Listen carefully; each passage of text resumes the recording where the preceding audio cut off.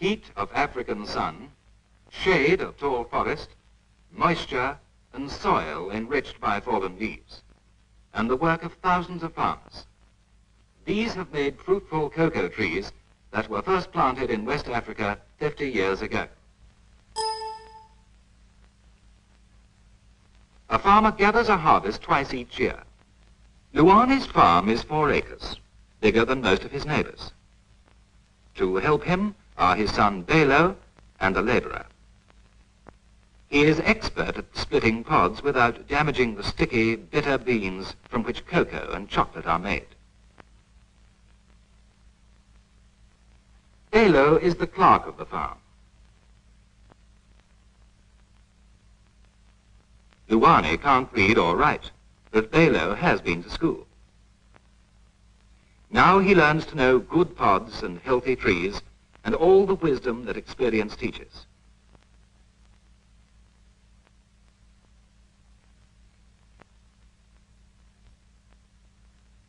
Lawani trusts Bello and looks forward to the day when he can leave everything to him.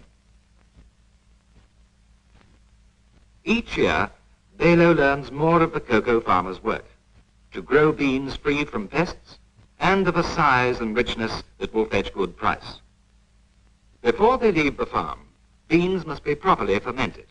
They lie in a heap covered with banana leaves, and if you take them away too soon, they will be spoilt. Good fermenting takes away the stickiness, brings out the strength and aroma of the beans, and gives them a rich color. The beans are still damp when you take them from the heap. The next stage is to dry them in the sun before you store or pack them, for a few damp beans could ruin a whole shipment.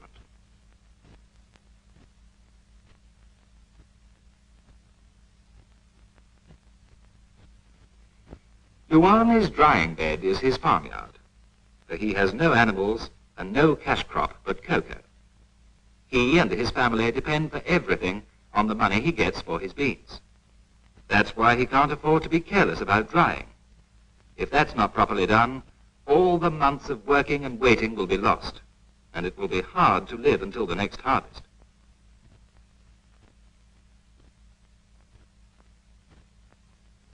The farmer's work is finished. His beans are packed. But for a farmer, that's when his biggest worry begins. What is he going to get? Before the war, prices fluctuated from year to year, and even during the season. Now, marketing arrangements are made through the Nigerian Cocoa Marketing Board, and the price remains constant throughout the season. But Lawani has no misgivings as Bello and the laborer carry away his 100-pound sacks.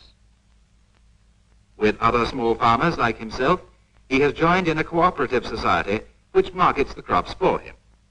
The society's president and secretary do the buying, and here you know the weighing machine won't cheat even those who can't read or write. Bello works it himself. This is a friendly, straightforward business.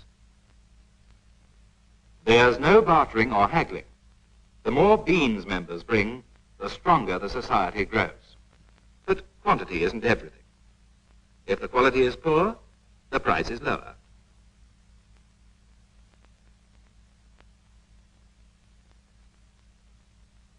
The members trust the secretary to judge quality as they could never trust somebody outside the society. The president is himself a working farmer and gives Bello advice. The society helps to improve crops, and for a better quality, you do get a much better price. A sample shows if the beans are properly fermented and dried, free from disease and damage, and fully grown.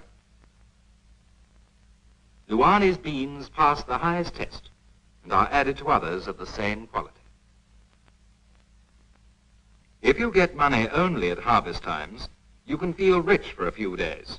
It's hard to remember how long it must last. And if you've nowhere safe to keep it, you're tempted to spend your money while you can. Some buyers get their money back again at once by selling you things you don't really want.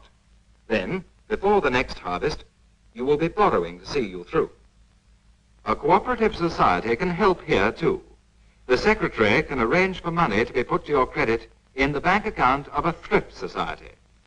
Balo can be sure that his money will be there, with interest paid, when the cash he takes away now is all spent. There's a meeting for all society members that evening. The warehouse is nearly full of beans, and it's time to send a load off, this time to the warehouses of a union of small cooperative societies. The secretary and one member must go to look after the business end, and it looks like Lawani's turn.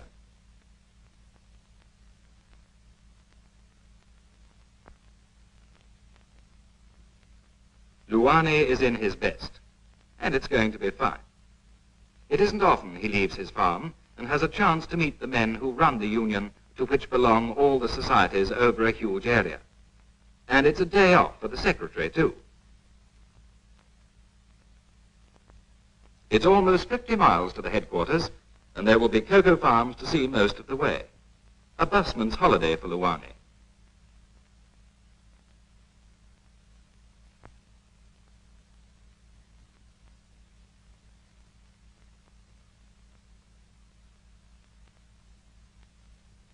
All societies market their beans through unions. The union does for the societies what the societies do for the farmers.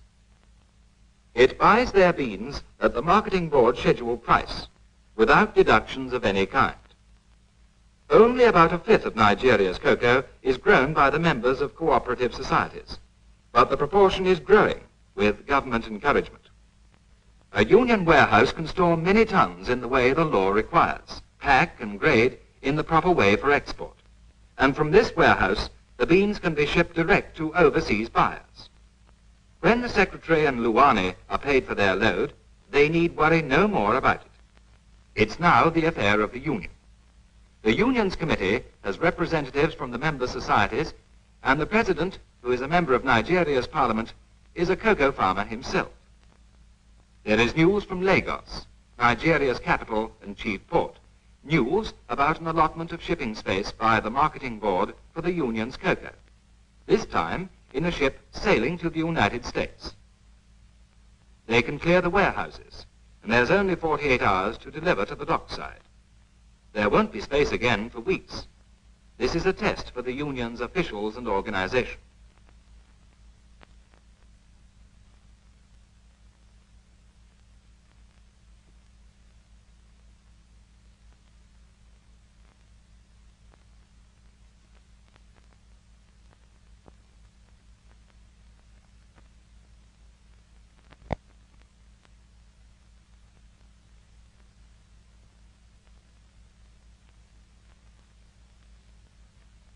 A final check by the government's inspector, and the sacks are ready to go. A big union like this can get things moving, take advantage at once of shipping space, deliver straight to the ship, keep enough laborers and transport always employed to deal with an emergency. Over 100 miles to Lagos, but the lorries only go to where the railway begins. There are special trucks to carry cocoa, and the union can provide a special train. The president and his officials have arranged it all. Men enough to load and men enough to offload quickly when the train reaches the dockside. It's a far cry from Lawani's farm up country to the United States. But the Americans, like ourselves, must import cocoa, and West Africa supplies a great part of their needs. There's no hitch right through.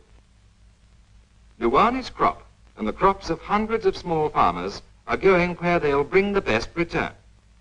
Small farmers have joined together and have been able themselves to find men of character and ability to lead them and manage their affairs. And the news that another harvest has brought its reward will spread through the countryside.